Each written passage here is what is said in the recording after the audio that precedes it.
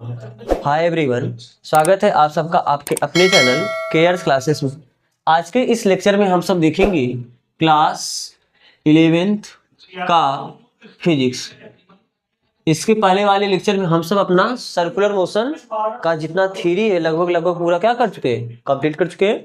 तो आज पहले हम लोग न्यूमेरिकल देखते हैं, उसके बाद जो छोटा मोटा आपका थोड़ा बहुत थ्योरी बचा है उसे हम लोग अगले वीडियो में कर लेंगे। सबसे पहले आप जितना सर्कुलर मोशन में किए एक बार थोड़ा सा 5 मिनट में आप रिकैप ले लो, रिवीजन कर लो। आपको पता है कोई कण सर्कुलर मोशन कब बोला जाता है कि जब वो एक वृत्ताकार पथ पर गति करता है तो उसे आप क्या बोलते हो कि वह कण वृत्ताकार गति कर रहा है। अब जब कण चलेगा तो कुछ न कुछ किसी अगर रुका हुआ है तब तो रुका हुआ है, फिर वो गति कहाँ बोलोगे। अगर मान लो वो चल रहा है तो डेल्टा एस इतने चाप के बराबर दूरी तय करेगा। इस दूरी को हम लोग क्या बोलते हैं, रेखीय विस्थापन। क्या बोलते हैं, रेखीय विस्थापन। और जब वो पार्टिकल चलेगा तो केंद्र पर कुछ न कुछ उसका त्रिज्य सदिश कोण अंतरित करेगा। इसको हम क्या बोलते हैं, कोणीय विस्थापन। क्या बोलते हैं, कोणीय विस्थापन। अब रेखीय विस्थापन का जो समय दर होता है इसको हम लोग रेखीय वेग बोलते हैं। क्या बोलते हैं, रेखीय वेग। और कोणीय विस्थापन का जो समय दर होता है इसे हम लोग क्या बोलते हैं, कोणीय वेग। और अगर ये समय अंतराल बहुत छोटा होगा तो हम इसको डी एस अपान डी टी लिख देंगे और इसको हम D theta upon D T लिख देंगे। लेकिन यहाँ पर याद रखना ये जो वेग है यह रेखीय वेग के परिमाण को निरूपित कर रहा है। किसे निरूपित कर रहा है, रेखीय वेग के परिमाण को। अगर रेखीय वेग का परिमाण कांस्टेंट है, नहीं बदल रहा है, तो फिर ये वैल्यू कांस्टेंट हो जाएगा।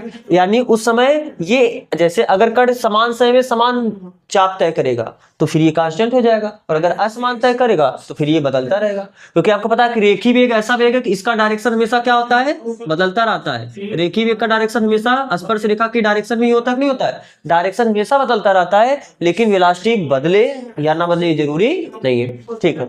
अगर मान लो कि ये वेलोसिटी बदल रहा है तो अगर रेखीय वेग का दो चीज होता है, ध्यान सुनना, रेखीय वेग के पास दो चीज होता है, एक उसका परिमाण होता है वेग का और एक उसका दिशा होता है। तो रेखीय वेग का जो दिशा बदलता है उसके लिए सेंट्रीपिटल एक्सीलरेशन आता है। और सेंट्रीपिटल एक्सीलरेशन का आपने फार्मूला देखा क्या, v ओमेगा, जहां v क्या है, रेखीय वेग का परिमाण, ओमेगा क्या है, कोणीय वेग का परिमाण। इसी का दूसरा फार्मूला है ओमेगा स्क्वायर इंटू आर, जहां आर क्या है, उस वृत्ताकार पथ की त्रिज्या। और एसी का तीसरा फार्मूला आपने देखा था v स्क्वायर अपान आर। ये तीन फार्मूला आपने किसका देखा, एसी यानी सेंट्रीपिटल एक्सीलरेशन का। इसी सेंट्रीपिटल एक्सीलरेशन को हम लोग रेडियल एक्सीलरेशन बोलते हैं, इसलिए इसे कहीं कहीं किससे दर्शाया जाता है, ए आर से। फिर ये तो किसके, v के डायरेक्शन बदलने की वजह से ये एक्सीलरेशन आया, और v के मैग्नीट्यूड बदलने की वजह से यानी इसका परिमाण बदलने की वजह से जो एक्सीलरेशन मिलता है उस एक्सीलरेशन को हम लोग रेखीय त्वरण बोलते हैं। कौन सा त्वरण बोलते हैं, रेखीय त्वरण। रेखीय वेग के परिमाण बदलने की वजह से जो त्वरण आता है उस त्वरण को हम लोग क्या बोलते हैं, रेखीय त्वरण। और रेखीय त्वरण को हम लोग at से दर्शाते हैं। और at क्या होता है, ये dv अपान dt, या at बराबर क्या होता है, डेल्टा v अपान डेल्टा t। बात समझ में आ रहा है ना। यानी रेखीय वेग का परिमाण किस दर से बदल रहा है वही क्या हो जाएगा, रेखीय त्वरण।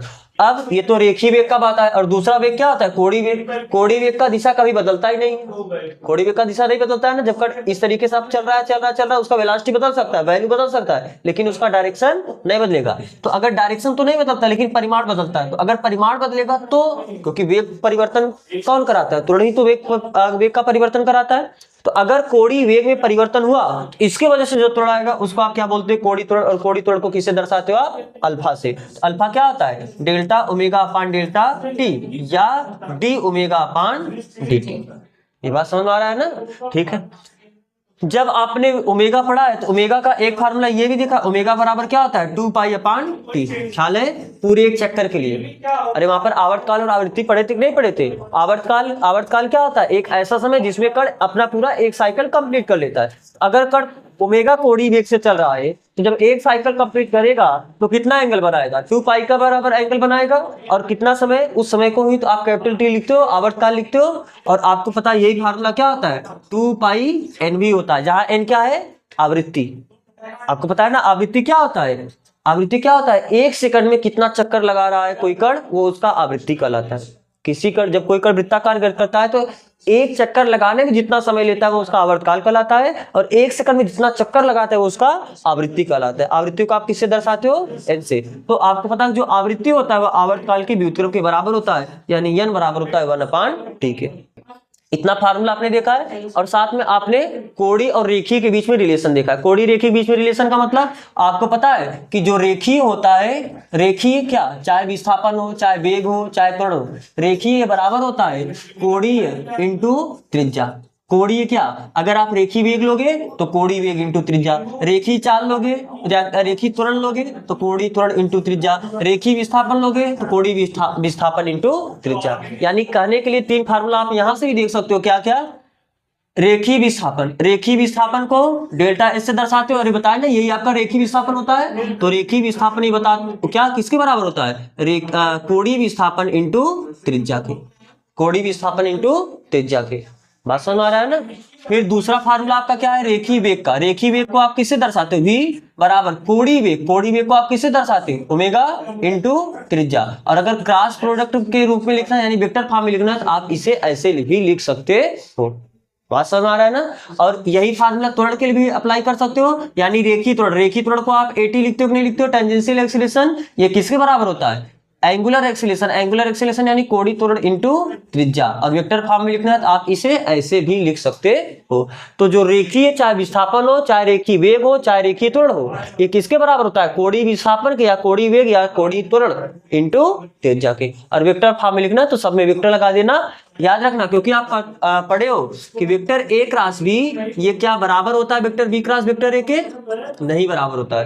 क्योंकि vector A cross B direction कैसे निकालते थे क्रॉस प्रोडक्ट का, अगर मान लो एक वेक्टर आपका ये है, दूसरा वेक्टर मान लो आपका ऐसा है, तो वेक्टर ए क्रॉस बी निकालना तो एक तरफ हाथ करते थे, बी की तरफ घुमाते थे, अंगूठा ए क्रॉस बी का डायरेक्शन बताता था। लेकिन अगर बी क्रॉस से निकालना तो बी की तरफ हाथ करना पड़ेगा, एक तरफ घुमाना पड़ेगा तो अंगूठा किधर चला जाएगा, नीचे। तो यानी ए क्रॉस बी का डायरेक्शन वो नहीं होता है जो बी क्रॉस ए का डायरेक्शन होता है। ये दोनों एक दूसरे क्या होते हैं, जस्ट अपोजिट होते हैं। इसीलिए अल्फा क्रॉस आर है, यहाँ पर vector alpha cross vector R है। आप इसे vector R cross vector alpha नहीं लिख सकते हो। ये बात समझ आ रहा है ना। आप इसको इसी फॉर्म में लिखोगे। तो इतना हम लोग बात कर लिए, तो चलो हम लोग इसका न्यूमेरिकल स्टार्ट करते हैं। तो आओ, सबसे पहला न्यूमेरिकल, पहला क्वेश्चन क्या बोला है, यदि कोई कण 5 चक्कर प्रति सेकंड की दर से वृत्तिगत कर रहा है तब कण का औसत कोणीय वेग ज्ञात कीजिए। यहाँ पर क्या दिया, 5 चक्कर प्रति सेकंड। ये बता सकता है कोई क्या है, क्या ये आवृत्ति है। अरे आवृत्ति है, आवृत्ति क्या होता है, कोई कण 1 सेकंड में कितना चक्कर कंप्लीट करता है वही तो उसका आवृत्ति कहलाता है। तो पर सेकंड में 5 चक्कर, 5 चक्कर प्रति सेकंड का मतलब क्या है, हर सेकंड 5 चक्कर पूरा कर रहा है, तो ये उसका आवृत्ति हो गया ना। तो यानी आपको वास्तव में क्या दिया, n बराबर आपको कितना दिया, 5 चक्कर प्रति सेकंड। कोई दिक्कत नहीं, ठीक है। तब कण का औसत कोणीय वेग, आपसे ओमेगा पूछ लिया, तो क्या आप सोचो ओमेगा का कोई ऐसा फार्मूला है जो जिसमें आवृत्ति आता है। अरे बिल्कुल, अभी यहीं पर लिखे थे, देखो ओमेगा बराबर 2 पाई n, यहाँ पर लिखा गया था ना। तो आप चूंकि आपको फार्मूला पता है ओमेगा बराबर क्या होता है, 2 पाई n, तो दिस इंप्लाइज दैट ओमेगा बराबर 2 पाई n का वैल्यू कितना है, 5। तो आप गुणा करो तो ओमेगा बराबर कितना हो जाएगा, 10 पाई। तो यानी उस कण का कोणीय वेग, औसत कोणीय वेग कितना होगा, 10 पाई। और मात्रक, कोणीय वेग का मात्रक क्या होता है, रेडियन प्रति सेकेंड। अरे क्यों, कोणीय वेग होता क्या है, कोणीय विस्थापन बटे समय अंतराल। तो कोणीय विस्थापन एक प्रकार का है, कोण का मात्रक क्या होता है, रेडियन, और समय का मात्रक क्या होता है, सेकंड। तो रेडियन प्रति सेकंड ही तो इसका मात्रक हुआ, यानी 10 पाई रेडियन प्रति सेकंड। पाई का मान रखना है तो आप रख सकते हो, लेकिन जब रेडियन बताओगे तो पाई का मान रेडियन, अगर पाई का मान फिर आप इसको अंश में बदलोगे तो वो फिर क्या हो जाएगा, अंश में आ जाएगा, डिग्री प्रति सेकंड। बात समझ में आ रहा है ना। तो आपके लिए सबसे बेस्ट रहेगा आप रेडियन में आंसर दो। हाँ, एक ऑप्शन आपके पास है, पाई की जगह 22/7 आप रख सकते हो, या 3.14 आप रख सकते हो। लेकिन अगर इस पाई को आप अंश में बदलना चाहोगे तो फिर रेडियन प्रति सेकंड ना लिख के डिग्री प्रति सेकंड लिखोगे। बात समझ में आ रहा है ना। लेकिन 22/7 रख सकते हो, अगर 22/7 रखोगे तो भी वो रेडियन में ही रहेगा। बात समझ में आ रहा है ना। अगर आप पाई की जगह 22/7 या 3.14 रखोगे तो रेडियन ही रहेगा, लेकिन पाई की जगह 180 अंश रखोगे तो फिर ये क्या हो जाएगा, रेडियन ना होके अंश, यानी डिग्री प्रति सेकंड इसका मतलब हो जाएगा। आपको कॉपी करना, आप इसे कॉपी करो, फिर हम देखते हैं इसका अगला क्वेश्चन। तो आपका सवाल में क्या बोला कि पृथ्वी अपने अक्ष के परितः 24 घंटे में घूमती है। आप सबको पता ही है कि 24 घंटे में दिन और रात हो जाता नहीं हो जाता है। तो जब पृथ्वी 24 घंटे में एक अपना साइकिल एक पूरा चक्कर पूरा कर लेता है। पृथ्वी दो तरीके गति करता है, एक सूर्य के चारों तरफ वृत्ताकार गति करता है और एक अपने ही अक्ष पे घूमता रहता है, उसे बोलते हैं घूर्णन गति। तो जो घूर्णन गति होता है, जो ये सूर्य के चारों ओर घूमने कितने दिन में घूमता है सूर्य के चारों तरफ? पृथ्वी सूर्य के जब चारों तरफ घूमता है तो कितने दिन में अपना एक साइकिल पूरा कर लेता है? 365 या 366 दिन में। जब पृथ्वी घूमते घूमते सूर्य का एक साइकिल पूरा कर लेता है तो आपका एक साल होता है, एक साल कंप्लीट हो जाता है। बात समझ में आ रहा है ना? क्योंकि पता है पृथ्वी दो तरीके से घूमता है, एक सूर्य के, यस बिल्कुल सही बात है, पृथ्वी दो तरीके से घूमता है। एक सूर्य के चारों तरफ वृत्ताकार गति करता है, तो जब वृत्ताकार गति करता है तो एक साइकिल जब अपना पूरा करता है तो एक साल कंप्लीट हो जाता है, यानी 365 या 366 दिन में। हाँ बिल्कुल, इतना धीरे धीरे नहीं करता है, उसका त्रिज्या बढ़ाता है और वो पथ बहुत लंबा होता है, वो इतना भी धीरे धीरे नहीं घूमता है। सोच रहे हो कि 365 दिन में घूम के एक बार आता है, तो लग रहा है इतना धीरे। अब खुद सोचो, अब पृथ्वी इस तरीके के घूमते घूमते कितने दिन में पूरा अपना एक चक्कर किया? 365 366 दिन में। इस गति को बोलते हैं वृत्ताकार गति। और साथ में जब पृथ्वी घूमता रहता है वो साथ में ऐसे ऐसे ऐसे ऐसे घूमते घूमते घूमते घूमते घूमते घूमते ऐसे ऐसे घूमता रहता है, यानी अपने अक्ष के परितः घूर्णन गति भी कर रहा है।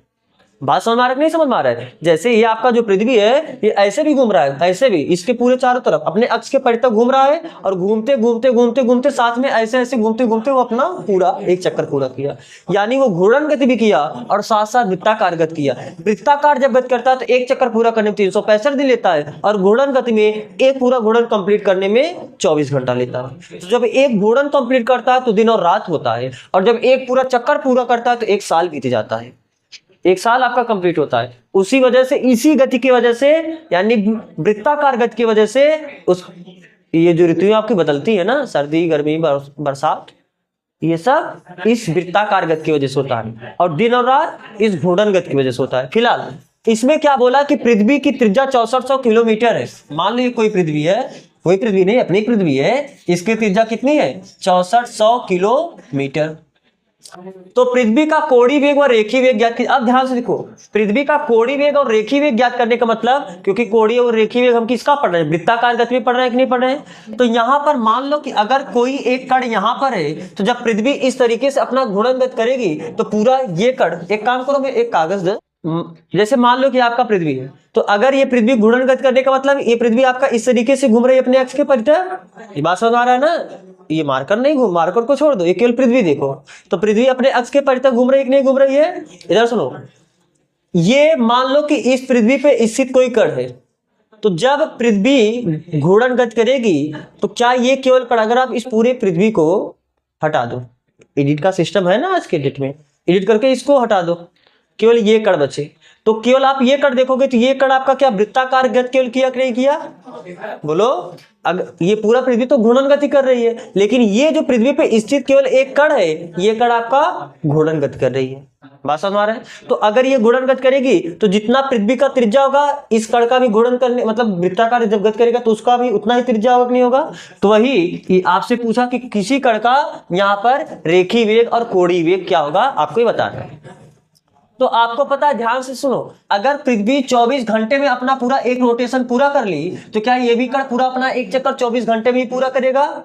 तो कोई भी कण एक चक्कर पूरा करने में जितना समय लेता है उस समय को क्या बोलते हो? आवर्तकाल। आवर्तकाल क्या होता है? जब कोई कण वृत्ताकार गति करता है, एक चक्कर पूरा करने में जितना समय लेता है उसी समय को तो आप क्या बोलते हो? आवर्तकाल बोलते हो।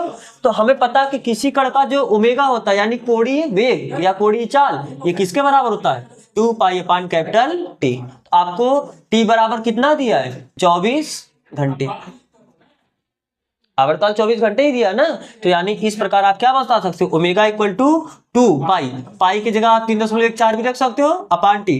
टी का वैल्यू, टी क्या है? आवर्तकाल। आवर्तकाल कितना दिया? 24 घंटे। लेकिन हम लोग सेकंड में आंसर अपना प्रयास करेंगे देने का, तो 24 घंटे को सेकंड बदलने के लिए 60 का गुणा कर देंगे, मिनट बदलेगा, फिर 60 का गुणा कर देंगे तो सेकंड बदल जाएगा। आप ये पूरा गुणा भाग करोगे तो ये आ जाएगा 7.26 गुणे 10 घाते -5। आप गुणा कर लेना, हम डायरेक्ट इसका आंसर देख के लिख दिए ना। अरे गुणा भाग कर सकते हो ना। तो और ये किस में आएगा? ये किस में आएगा? बोलो, अरे ओमेगा है कोणीय वेग, कोणीय वेग क्या होता है? रेडियन प्रति सेकंड। तो ये किसमें आ जाएगा? रेडियन प्रति सेकंड। तो ये आपका क्या रहा? कोणीय वेग। हमसे केवल कोणीय वेग नहीं पूछा है, हमको क्या पूछा? रेखीय वेग पूछा। तो कोणीय वेग अगर पता चला तो क्या आप रेखीय वेग बता सकते हो? अरे रेखीय वेग और कोणीय वेग में आप संबंध पढ़े हो? नहीं पढ़े हो? पढ़े हो? क्या होता है रेखीय वेग? ये बराबर होता है कोणीय वेग इंटू रेडियस के। अरे आप यही तो देखे हो ना, आर ओमेगा बोलो या ओमेगा आर बोलो। तो वेलोसिटी कितना आ जाएगा रेखीय वेग? रेडियस कितना है? 6400 किलोमीटर।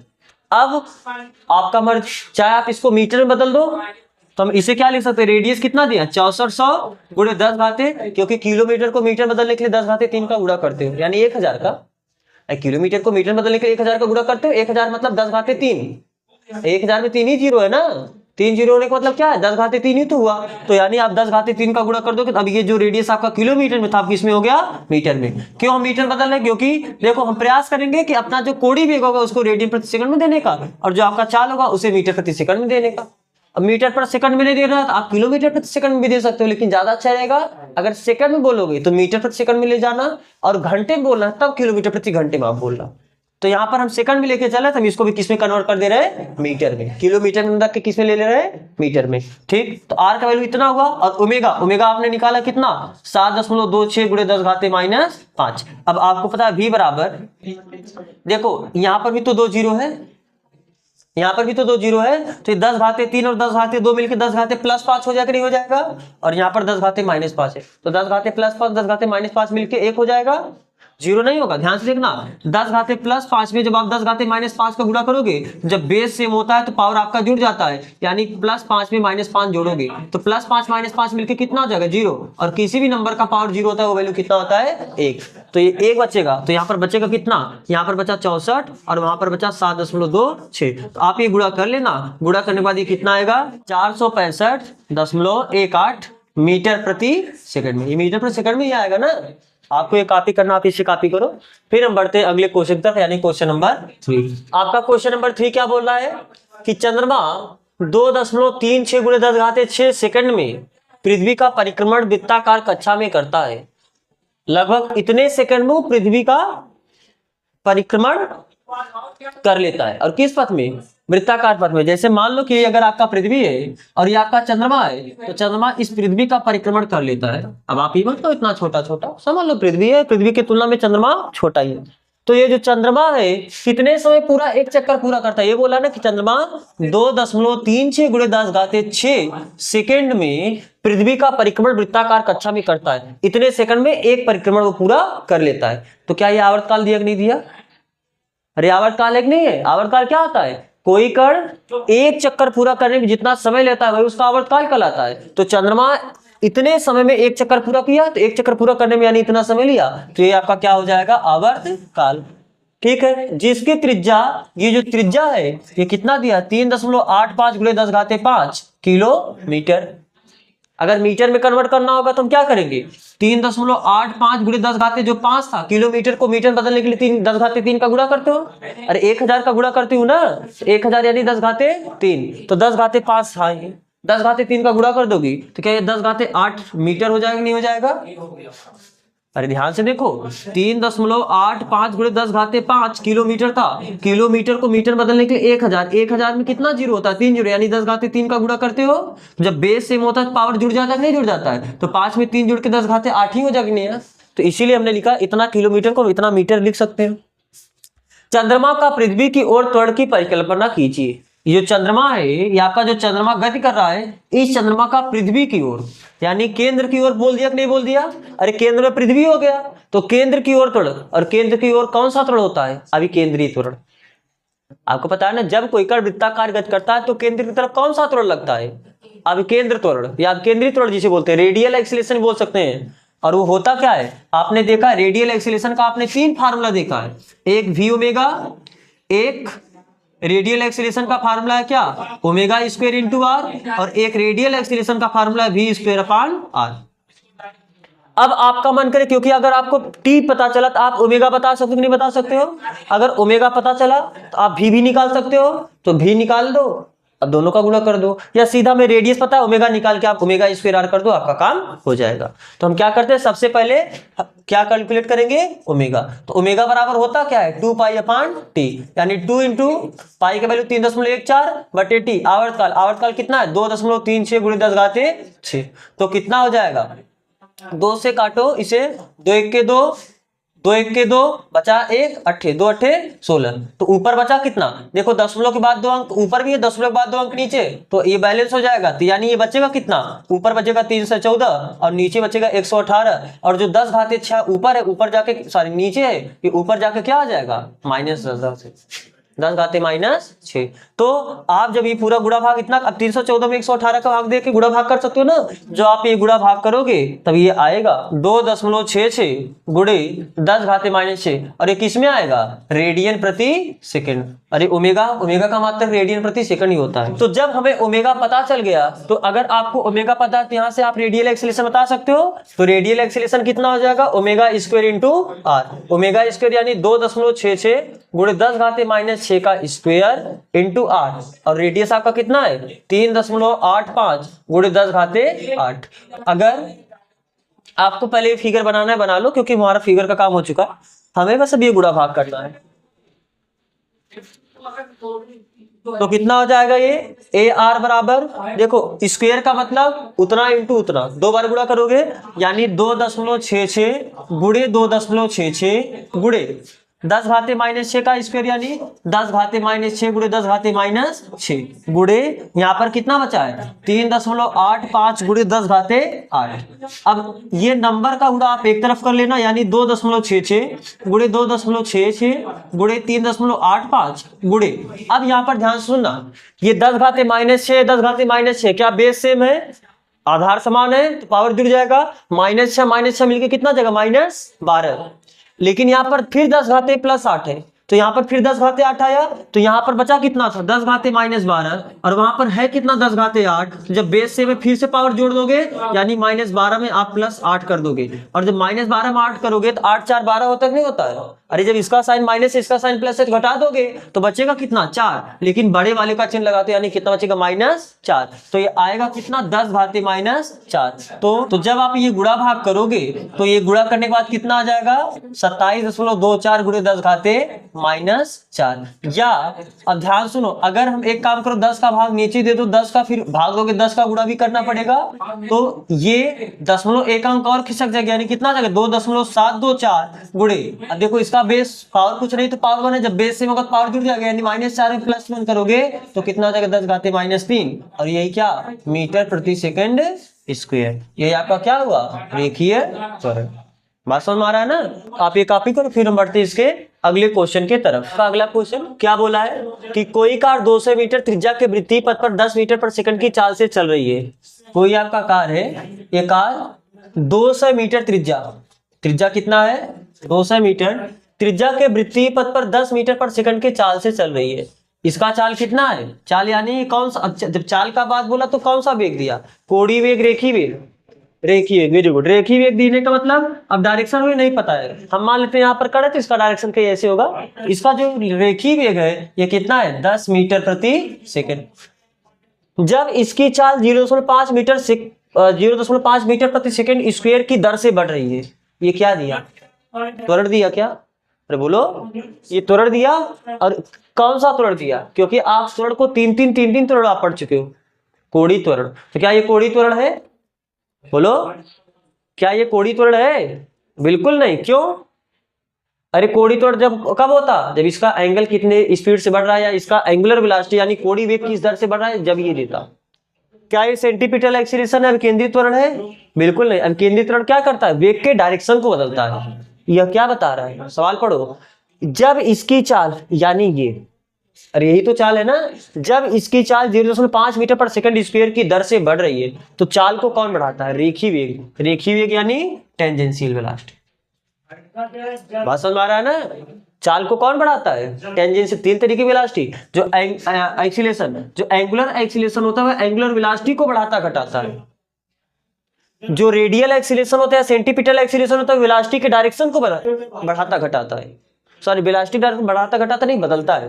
वेलोसिटी का डायरेक्शन जब बदलता है किसकी वजह से, सेंट्रीपिटल एक्सीलरेशन की वजह से। लेकिन ये जो चाल है यानी जो रेखीय वेग है इसको कौन बदलता है, किस एक्सीलरेशन की वजह से, टेंजेंशियल एक्सीलरेशन AT।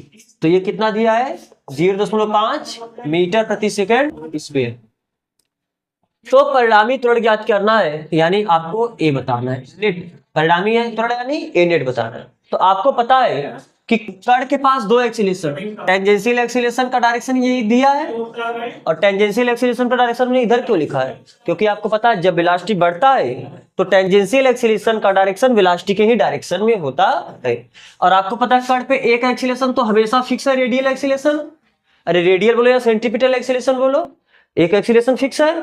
तो जब नेट का बात आएगा तो नेट यानी यही तो होगा ए नेट। और आपको बताया कि ए नेट कैसे निकालोगे, अंडर रूट इसका स्क्वायर प्लस इसका स्क्वायर यानी ए आर का स्क्वायर प्लस ए टी का स्क्वायर। तो हमें ए टी तो पता है, बस निकालना क्या है ए आर, रेडियल एक्सीलरेशन या सेंटीपिटल एक्सीलरेशन बस आपको निकालना है। तो सेंटीपिटल एक्सीलरेशन का तीन फार्मूला आप जानते हो, सेंटीपिटल एक्सीलरेशन का तीन फार्मूला, एक वी ओमेगा, एक ओमेगा स्क्वायर इंटू आर और एक वी स्क्वायर अपान आर। आपको ओमेगा दिया है क्या कहीं, लेकिन वी दिया है देखो, अरे आपको वी बराबर कितना दिया है 10 मीटर प्रति, तो जब वी दिया है और रेडियस भी दिया है, रेडियस कितना दिया है 200 मीटर, तो जब रेडियस दिया है वी दिया है तो हम यही फार्मूला लगा दे कि नहीं लगा दे, तो यानी this implies that centripetal acceleration क्या लगाओगे V square upon R. V का वैल्यू कितना दिया है 10 का स्क्वायर और रेडियस कितना है 200, तो कितना है 10 गुणे 10 100 हो जाएगा, 10 दाम में 100 बटे 200 और 1/2, 1/2 भी लिख सकते हो, जरूरत पड़ेगा 0.5 भी लिख सकते हो। 0.5 1 में 2 का भाग दोगे 0.5 ही तो आएगा ना।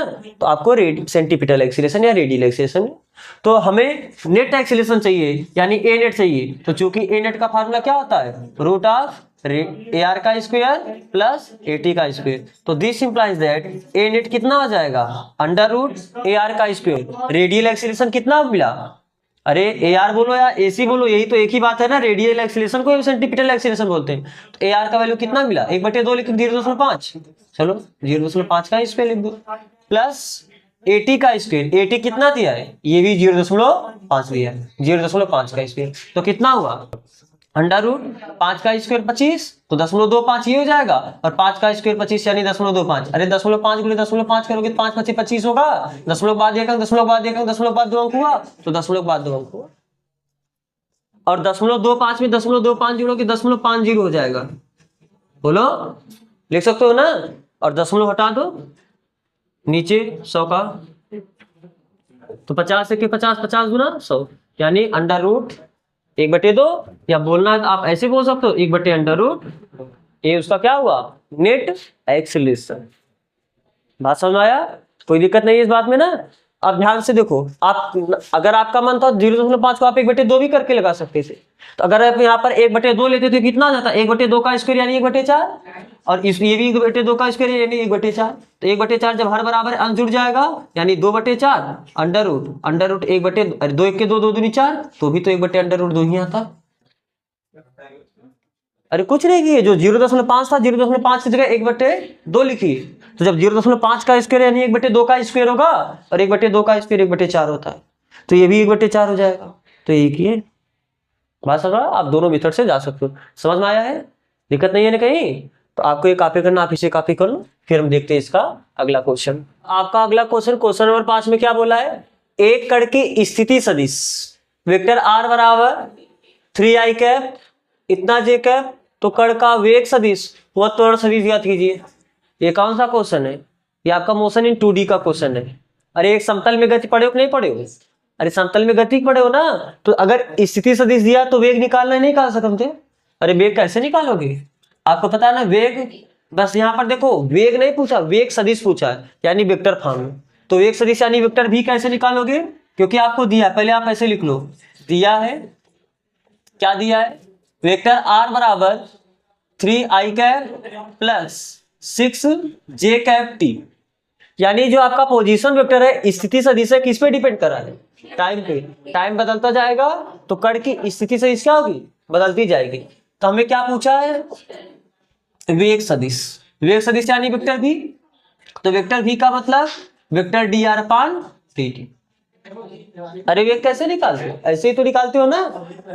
स्थिति सदिश को समय के सापेक्ष डिफरेंशिएट कर दो, यानी स्थिति सदिश का समय के सापेक्ष अवकलन करोगे तो आपको क्या मिलेगा? वेग सदिश ही मिलता है। और वेग सदिश का समय के सापेक्ष अवकलन करते हो तो आपको क्या मिलता है? त्वरण सदिश मिलता है। बात समझ में आ रहा है? आप क्या काम करना है आपको? D by D T of vector R, और वेक्टर आर का वैल्यू है कितना? 3 I cap plus 6 J cap T. और आपको पता है कि जब प्लस और माइनस से अलग अलग होता है तो आप इसका अलग डिफरेंशिएशन कर दो और इसका अलग डिफरेंशिएशन कर दो, यानी ये कितना आ जाएगा? D by D T of 3 I cap plus D by D T of 6 J cap. और एक काम करें, हम यहाँ पर टी लिख देते हैं, जो जे कैप है इसको अलग। ये तो आई कैप और जे कैप डायरेक्शन बताने के लिए लगा है। अरे आई कैप जे कैप किसके लिए लिखा है?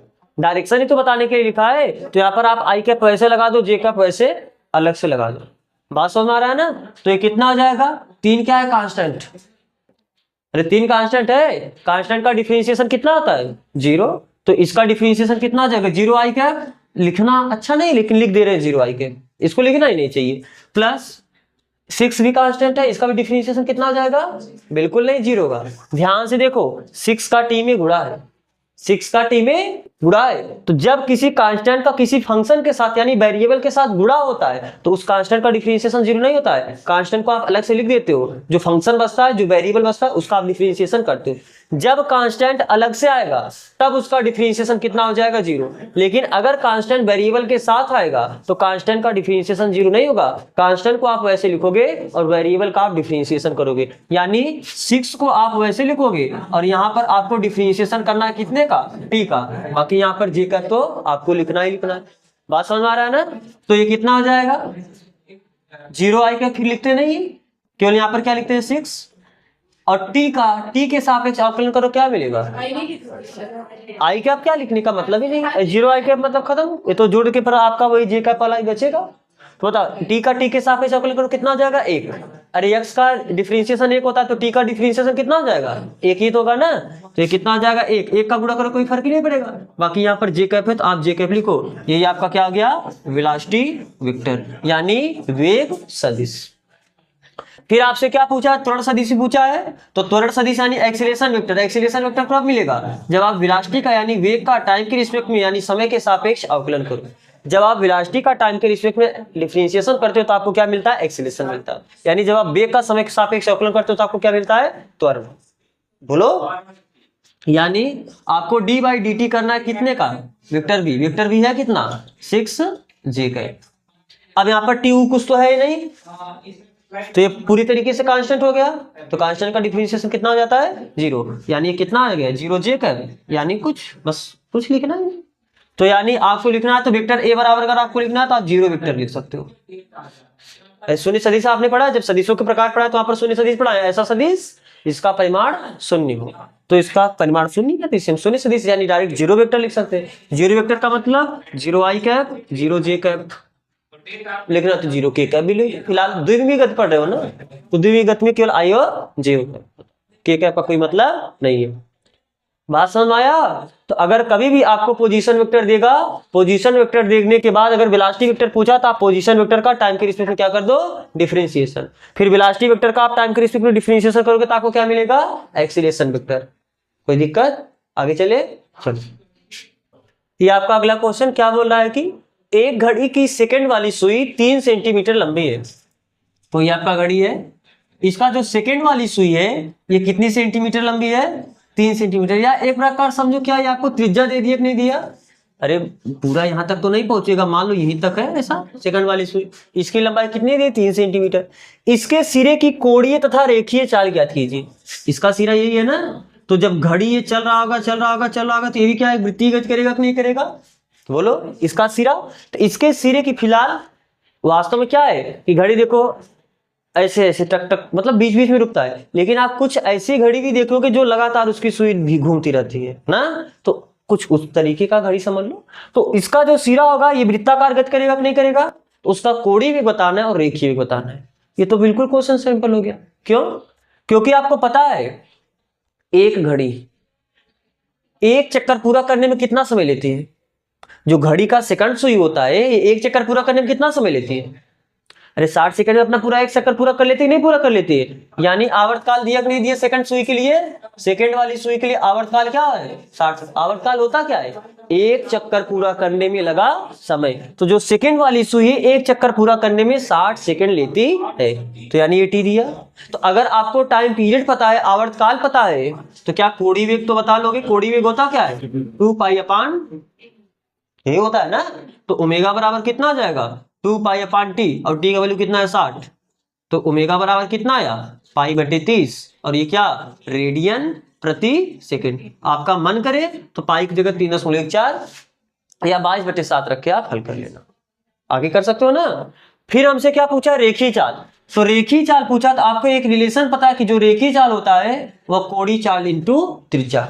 अरे रिलेशन पता ना, कोणीय बराबर रेखीय बराबर कोणीय इंटू त्रिज्या। चाल पूछेगा चाल, कोण पूछेगा सॉरी त्वरण पूछेगा त्वरण, जो भी है। तो रेखीय चाल ओमेगा, ओमेगा वैल्यू है कितना? पाई बटे 30, पाई बटे 30 इंटू रेडियस। रेडियस कितना दिया? 3 सेंटीमीटर। तो यहां से अच्छा ये 3 सेंटीमीटर है, तो सबसे पहले आप इसको मीटर बदल दो, क्योंकि हम देखो ये रेडियन सेकंड, तो हम इसको मीटर मिलाना चाहते हैं, मीटर पर सेकंड में आ जाएगा। तो सेंटीमीटर को मीटर बदलने के लिए कितने का गुणा करते हैं? सेंटीमीटर को मीटर बदलने के लिए कितने का गुणा करते हैं? 100 का भाग देते हैं। यानी ये अगर 3 सेंटीमीटर है, आप बोल सकते हो 3/100, अब ये मीटर में आ जाएगा। तो 3 से 3 कैंसिल हुआ, तो यानी v बराबर कितना हुआ? पाई बटे 1000, और यही क्या आ जाएगा? फिर मीटर प्रति। आप यहाँ पर 22/7 या 3.14 रख के इसे सॉल्व कर लेना, कोई दिक्कत नहीं है ना। अगले क्वेश्चन चले। चलो आपका अगला क्वेश्चन यानी क्वेश्चन नंबर 7 क्या है? एक घड़ी की मिनट व घंटे वाली सुइयों की लंबाई क्रमशः 2 सेंटीमीटर तथा 4 सेंटीमीटर। सीधी सी बात है भाई, छोटी जो आपकी घंटे वाली सुई होती है वो छोटी होती है, और जो मिनट वाली सुई होती है वह बड़ी होती है ना। तो मान लो कि आपका घड़ी है, इसमें ये क्या है? घंटे वाली सुई है, और मान लो ये क्या है? आपका मिनट वाली सुई है। तो कह रहा है कि इनकी लंबाई कितनी है? इसकी लंबाई 2 सेंटीमीटर है, और इसकी लंबाई कितनी है? 4 सेंटीमीटर। सुइयों के लिए रेखीय वेगों का अनुपात ज्ञात कीजिए। ये जो सुई है इसके लिए रेखीय वेग, देखो जब पहली बात सॉरी सुई ऐसे चलता ही नहीं, तो ये भी ऐसे चलेगा, तो ये आपका इस वृत्ताकार पथ पे गति करेगा, और ये आपका कुछ इस वृत्ताकार पथ पर गति करेगा। तो इसका कुछ रेखीय वेग मिलेगा और इसका भी कुछ रेखीय वेग मिलेगा। तो इनके रेखीय वेगों का अनुपात बताना है। तो देखो रेखीय वेग हमें त्रिज्या पता है, कोणीय वेग पता कर लो। और कोणीय वेग ही क्यों निकालेंगे? क्योंकि आवर्तकाल दिया है, दिया नहीं है हमें मालूम है। अरे मिनट आवर्तकाल होता क्या है? एक चक्कर पूरा करने में लगा। तो आपको पता है कि घंटे वाली सुई एक चक्कर पूरा करने में कितना समय लेती है? 12 घंटे। घड़ी वाली सुई 12 घंटे में जब यहां से यहां पहुंच जाती है, पूरा 12 घंटे हो जाता है, नहीं हो जाता है? यानी 12 घंटे में अपना एक साइकिल पूरा करती है। और जो मिनट वाली सुई होती है वह जब ये घूम के यहां पर पहुंच जाती है कितना हो जाता है? 60 मिनट की 60 सेकेंड, 60 मिनट, यानी पूरे 1 घंटे में अपना पूरा एक साइकिल पूरा करती है। तो हमें आवर्तकाल पता है, तो आवर्तकाल पता है तो आप कोणीय वेग बता लोगे, और कोणीय वेग पता है तो आप त्रिज्या बता लोगे। पक्का? तो ठीक है, सबसे पहले आप घंटे वाली सुई के लिए हल करो। घंटे वाली सुई के लिए, सुई के लिए ओमेगा हम ऐसे लिख दे रहे, ओमेगा एच। 2 सुई है, एक आपका आवर वाला और एक आपका मिनट वाला। तो जो घंटे वाली सुई होगी तो उसको उसके लिए आवर वाला सुई यानी एच लिख देंगे, और जो आपका मिनट वाली सुई होगी उसके लिए हम एम दर्शा देंगे। तो ओमेगा, क्योंकि आपको फार्मूला पता है ना, ओमेगा बराबर क्या होता है? 2 पाई अपान टी। तो यहां से बताओ ओमेगा बराबर क्या आ जाएगा? ओमेगा एच बराबर 2 पाई अपान टी। बताओ घंटे वाली सुई के लिए टी होता कितना है? 12 घंटे। घंटे वाली सुई के लिए आवर्तकाल होता क्या है? घंटे वाली सुई के लिए आवर्तकाल कितना आता है? 12 घंटे। तो यानी हम यहाँ पर लिख सकते हैं 12 घंटे। अरे टी की जगह 12 घंटे, लेकिन उनको सेकंड में चाहिए, तो अगर सेकंड में आपको चाहिए तो घंटे को पहले मिनट बदलोगे, फिर मिनट को आप सेकंड बदलोगे, दिक्कत नहीं है ना। तो ये ओमेगा एच मिला, लेकिन हमको क्या चाहिए? वी एच, यानी घंटे वाली सुई का रेखीय वेग। तो रेखीय वेग का फार्मूला आपको पता है ना, कोणीय वेग इंटू क्या? रेडियस। बोलो, अरे कोणीय वेग इंटू रेडियस, ये तो पता है ना। रेखीय बराबर कोणीय इंटू त्रिज्या होता है। तो यहां से बताओ वी एच बराबर क्या आ जाएगा? कोणीय वेग कितना आया? 2 पाई अपान 12 गुणे 60 गुणे 60, और रेडियस कितना है? रेडियस कितना है घंटे वाली सुई के लिए 2 सेंटीमीटर, तो लेकिन हम मीटर बदल देंगे तो कितना आ जाएगा बटे 100। ठीक है, ये तो घंटे वाली सुई के लिए होगा। अब मिनट वाली सुई के लिए, मिनट वाली सुई के लिए, मिनट वाली सुई के लिए ऐसे ओमेगा एम लिख दें, बोलो। ठीक है, तो ओमेगा एम बराबर क्या हो जाएगा, ओमेगा का फार्मूला ये होता है ना 2 पाई अपान टी, यानी 2 पाई अपान टी। लेकिन मिनट वाली सुई के लिए जो आवर्त काल होता है एक चक्कर पूरा करने में 60 मिनट, तो यानी ये कितना आ जाएगा 60 मिनट। लेकिन हम इसे सेकंड बदलेंगे, तो उस मिनट को सेकंड बदलने के लिए हम क्या करते हैं 60 का गुणा कर देते हैं, तो अब आपका ये किसमें आ जाएगा सेकंड में आ जाएगा। लेकिन ये मिला क्या ओमेगा, हमको चाहिए क्या रेखीय वेग का अनुपात, तो पहले आप रेखीय वेग निकालो, यानी आपको रेखीय वेग भी निकालना किसके लिए एम के लिए। तो रेखीय वेग होता क्या है, कोणीय वेग में हम त्रिज्या का क्या कर देंगे गुणा कर देंगे। तो यहां से बताओ कितना आ जाएगा, कोणीय वेग कितना आया है 2 पाई अपान 60 इंटू 60 इंटू रेडियस कितना आया है 4 सेंटीमीटर, लेकिन सेंटीमीटर को मीटर बदलने के लिए क्या करेंगे 100 से।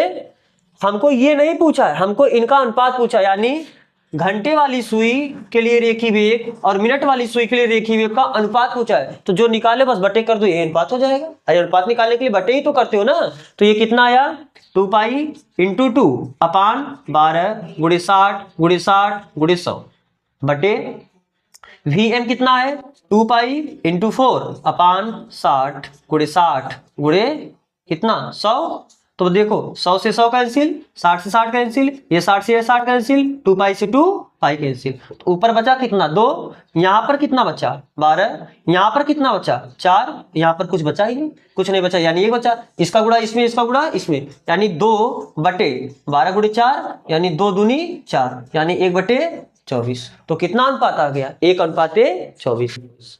समझ में आ रहा है ना, कहीं दिक्कत नहीं है। तो ठीक है, आपको ये कॉपी करना आप इसे कॉपी करो। तो फिर आज बस करते हैं ना, यहाँ तक जुड़ने के लिए आप सबका बहुत बहुत धन्यवाद।